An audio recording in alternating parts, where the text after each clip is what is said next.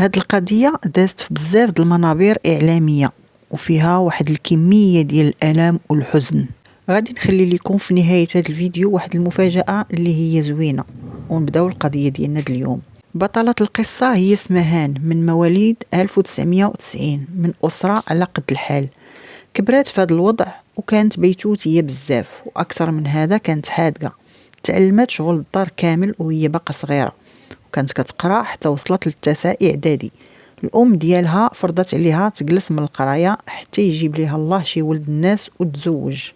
انقطعت سماهان على الدراسة وهي حزينة حيت ما كرهاتش تكمل قرايتها، ولكن ما عندها ما دير قدام الإصرار ديال الأم ديالها. سماهان حسات بواحد الفراغ اللي هو كبير، وتما فكرت باش تخرج تخدم وتعاون راسها، ولات كل مرة كتخدم خدمة في شكل. ودازت الأيام على هذا الوضع. واحد النهار واحد المرأة كتعرف الأم ديال سماهان جات عندهم للدار وقالت ليها راه لقيت لك واحد الخدمة عند واحد العائلة الله يعمر لهم الدار في مدينة الدار البيضاء، وغادي تعيشي معاهم وغادي يعاملوك مزيان بحال داركم.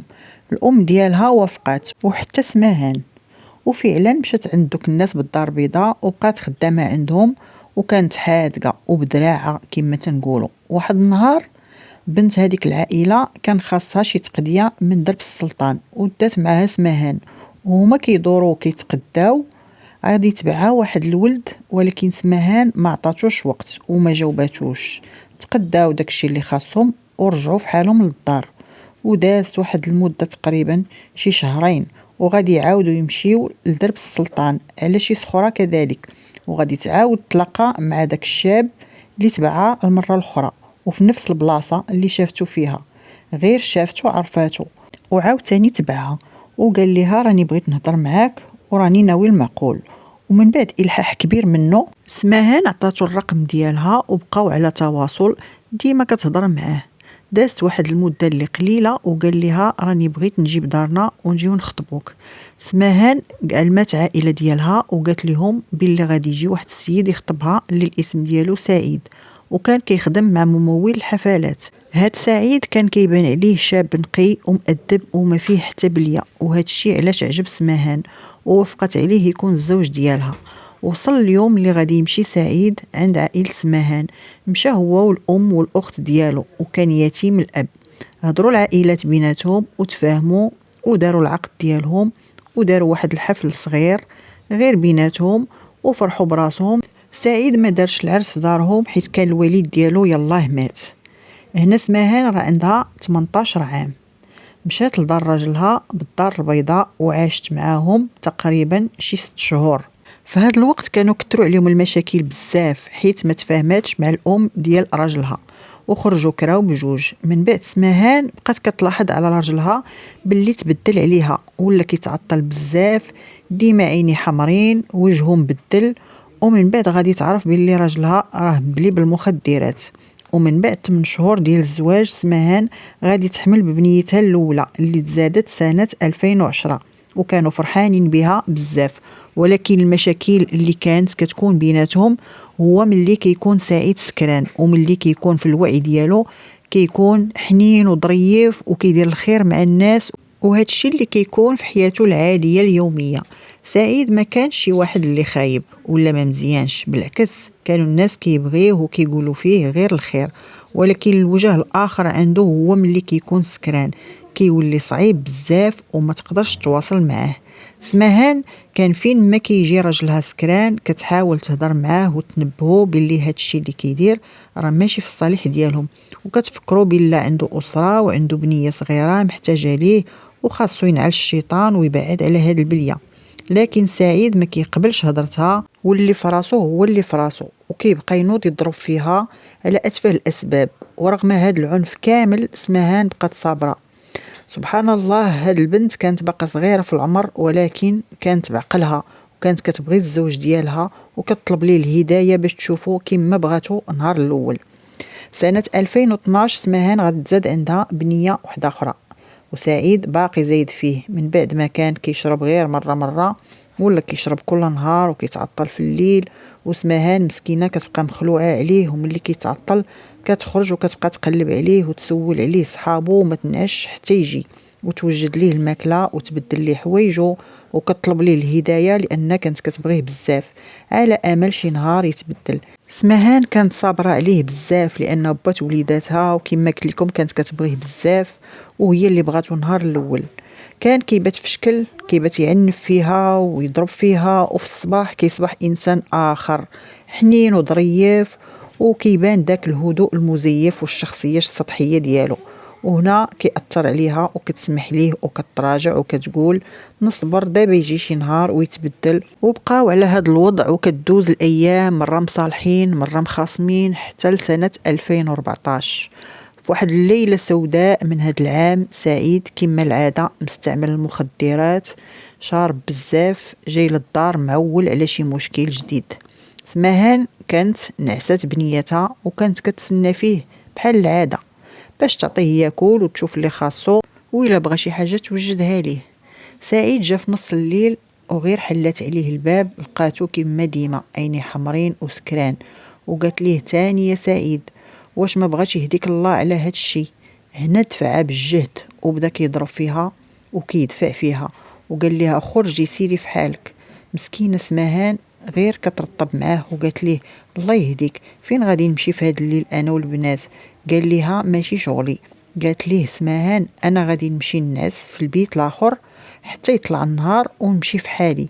يعني كانت كتحاول تهدنو حيت البنات كانوا ناعسين لكن سعيد بحال ما كيسمعهاش نهائيا. مشى دخل البيت وهز بنته ولاحها فوق اللحاف بالجهد والبنت كتغوت وكتبكي وحتى البنت الاخرى فاقت وبقات كتبكي. وسماهان كتحاول تبعدو على البنات وكتهدن فيه ولكن هو ما كانش في الوعي ديالو نهائيا وبقى كيضرب في سماهان وهي فوق بناتها. هنا مشى هز واحد العصا اللي كانت سماهان كتهز بها الحبل ديال النشير وملي بغى يضربها بها تهرسات البوله اللي في المرح. سعيد حيد حوايجو ودخل في واحد الحاله اللي هستيريه وبقى كيغوت ومن بعد هز الغلاقه ديال الطاجين كانت فوق الثلاجه وضربها بها حتى تهرسات. هنا سماهان بغات تخلعو وتبعدو على البنات هزات شقفه من ديك الغلاقه ديال الطاجين اللي تهرسات وشيرات عليه بها وجاتو الضربه تحت الابط ديالو ومع دمو سخون بقى كينزف. وغادي دابا نخليكم مع سماهان تعاود لكم اشنو وقع ديك الليله المشؤومه اللي كانت نقطه تحويل في حياتها. ما كيف ما قلت لك كيجي سكران انا كنحاول نهدنو وندير ليه في خاطره في اي حاجه بغى ياكل كياكل نغسل ليه رجليه صافي غير نعس. ولكن هذيك الليله راه بزاف صافي جا معول على هو بحال يا باغي يقتلني يا بغاني انا نقتلو. صافي جا سكران انا ملي شفتو تعطل عشيت بناتي نعستهم وبقيت انا كنتسنى فيه كنتفرج في التلفازه. هو دق حليت الباب عرفتو سكران قلت لي عاوتاني يا سعيد سكران. هو يدفعني بقى كيغوت عليا قال لي ماشي شغلك خرجي عليا في هذا الليل. قلت لي فين غنمشي انا في هذا الليل انا وبناتك. قال لي ماشي سواقي بغيت نمشي للبيت الاخر نعس فيه ما خلانيش معول على شي مصيبه خصو يديرها. صافي كنت مع عندي انا في المرح واحد الحبل ديال كنشر فيه الحوايج ديال بناتي الصغار هزه بواحد العصا بحال هكا حيدها بقى كيضربني بها. جاب غلاقه ديال الطاجين كانت محطوطه فوق الثلاجه شير عليا بها طاحت في الارض تقسمت وسط النص. هزيت انايا النص ديالها مع هو ملي كان كيضربني حيد حوايجو الفوقانيين. بعدا قبل ما يجيب الغلاقه ديال الطاجين بقى كيشتف عليا انا وبناتي هز بنتي الصغيره حتى هي لاحه في السداري الاخر بقيت انا كنغوت. ضربني جاب غلاقه ديال الطاجين شير عليا بها طاحت في الارض تهرسات. هزيت انا النص ديال ديك الغلاقه وشيرت بالجهد. انا التشيره اللي غنشير بالجهد ما قاصداش نضربو هو بغا غنخلعو. التشيره اللي غنشير جاتو ديريكت اليد اليسريه هو اللي كينزف بالدمايات ما حيلتي البنات اللي كيغوتوا حتى هما فاقا مخلوعين. دابا كيفاش ممكن الضربه جاتو في الابط ديالو جاتو في الابط ديالو تحت من يديه مع هو كان سكران جاتو ايموراجي. انا اصلا هذا الشيء كيف ما قلت لك غير من الكتاب ما كنتش ناويه كاع انا غنضربو ولا غنقتلو ولا حيت انا عارفه انا الحاجه اللي كنت كنخاف منها هي نفرق بناتي شي نهار. وكيف ما سمعتوا من عند سماهان هاد الجريمه كانت غير بالخطا هي بغات غير تخلعو ولكن في ليله وحده حياتها غادي تقلب كليا وغادي تفقد راجلها وحريتها وبناتها وعمرها تخيلات ان المشادات اللي كانت بينها وبين راجلها غادي تحول لكارثه. في اللحظه اللي سماهان شيرت على راجلها بداك الطرف ديال الغلاقه ديال الطاجين بدا كينزف بغزاره وطاح الارض وتخلعات وبقات كتغوت وطلبت من الجيران شي واحد يديه للسبيطار، ولكن حتى واحد ما قدر، وقالوا ليها ضروري خاصك تعيطي الاسعاف. وعيطوا الاسعاف اللي تعطلات شي ساعه تقريبا عاد جات، وسعيد كينزف هذا الوقت كامل. سماهان ركبت بنتها في ظهرها وخلات بنتها الاخرى مع جارتها وركبت مع رجلها في الاسعاف ومشاو لموريزكو. الاطباء داروا اكثر من جهدهم باش يعتقوه. سماهان جا عندها واحد جارهم وقال لها طلبي ليه المغفره. سماهان ما فهماتش هاد الهضره حيت كان عقلها كله مع راجلها. شويه جاو البوليس وبقاو كيسولوا شكون جا مع هاد السيد. قالت لهم انا مراتو. دوا معاهم المقر الشرطه باش يبحثوا معاها ويسولوها كيفاش وقع هاد الشيء لراجلك. سماهان عاودت ليهم كل شيء، عاودت ليهم الحقيقه كامله. قالت ليهم ديما راجلي كيجي سكران وكيضربني، والبارح اول مره بغيت ندافع على راسي حيت ما كانش في الوعي ديالو، وكانوا معايا بناتي بجوج صغار كيبكيو وخفت عليهم لا تجي فيهم شي ضربه. هنا سماهان كتعاود ومازال ما عارفاش باللي راجلها راه مات، وقالت البوليس ديوني عنده نشوفو كيبقى، وقالوا ليها راه ولا مزيان دابا تشوفيه.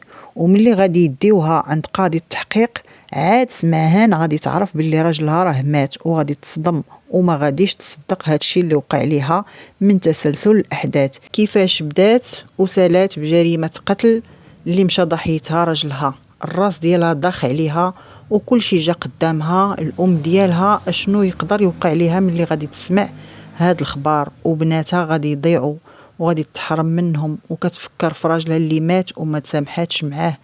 افكار كثيره وكثيره اللي دارت قدامها وجات في بالها ديك الساعه. سماهان ما خداوش معاها بزاف ديال الوقت في التحقيق حيت كانت معترفه بداك الشيء اللي وقع، ولكن الخطا اللي دارت سماهان هو انها ما قالش للشرطه راها كانت مضروبه وكلها زرقاء وكانت كتدافع على راسها، حيت في وقت التحقيق كان كيسحب ليها راجلها راه مازال حي وغير مضروب، وما بغاتش تقول لهم بانه راه ضربها وكانت كتدافع على راسها. ومشى الملف ديالها للمحاكمة بتهمة الضرب والجرح المفضي إلى الموت دون نية إحداثه، وتم الحكم على سماهان ب15 سنة وهزوها العكاشة وهي عندها 23 سنة. ومن بعد دارت الاستئناف وعائلة راجلها داروا لها تنازل وقالوا بأن الابن ديالهم كان ديما كيجي سكران وكيتعدى عليها وكيضربها، وهي ما كانش قاصده تقتله حيت كانت كتبغيه، وكان ملي كيتعطل كتخرج تقلب عليه وكتعيط علينا وكانت صابره معاه بزاف. وقالوا كذلك بانهم مسامحين ليها وبغاوها تخرج باش تكون مع بنيتها ما يبقاوش لا اب لا ام. وهنا عائله الزوج قالوا شهاده حق اللي فعلا ماجورين عليها واخا ولدهم كان هو الضحيه. وبسبب هاد التنازل سماهان تخفض لها الحكم وغادي ينقصوا لها في الاستئناف 5 سنين وغادي تولي عندها 10 ديال السنوات. البنيات ديال سماهان غادي يمشيو مع الام ديالها للباديه نواحي سيدي سليمان باش يعيشوا معاها، وغتبقى سماهان تواصل معاهم بالهاتف تقريبا يوميا حيت كانوا باقيين صغار بزاف ومحتاجين يهضروا مع الام ديالهم. عندهم 3 سنين ونص وعامين ونص. سماهان غادي تدوز فتره طويله في السجن، فحاولت تندمج وحاولت تعلم شي صنعه وتقرا وتتعلم باش تنسي الهموم ديالها.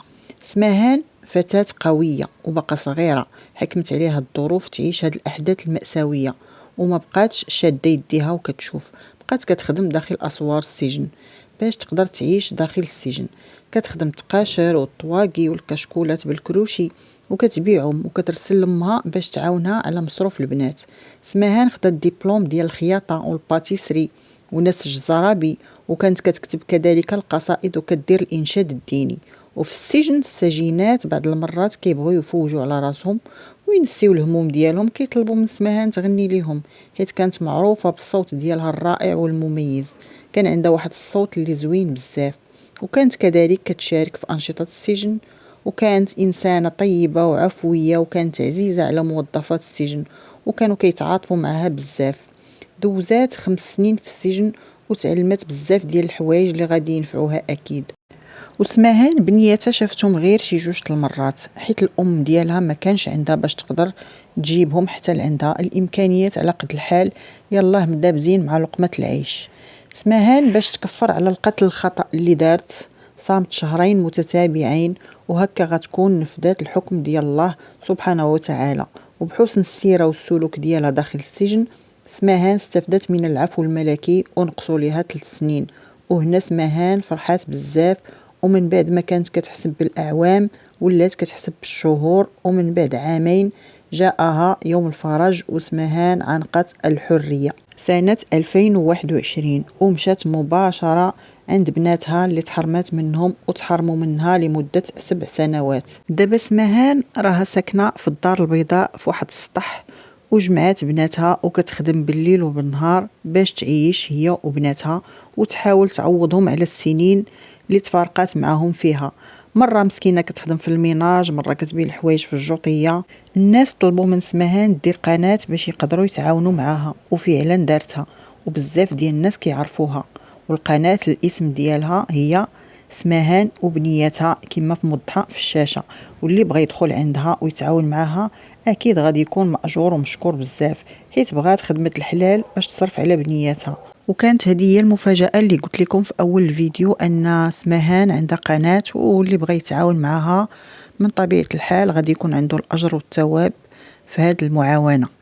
وحتى لهنا غتكون هذه هي القصة اللي كانت عامر بالأحداث ديال سماهان، وكنتمناو تاخذوا منها العبرة، لا يأس مع الحياة ولا حياة مع اليأس. وإلى اللقاء في قضية قادمة إن شاء الله. وما تنسونيش بلايك الفيديو واشتراك في القناة فضلا وليس أمرا.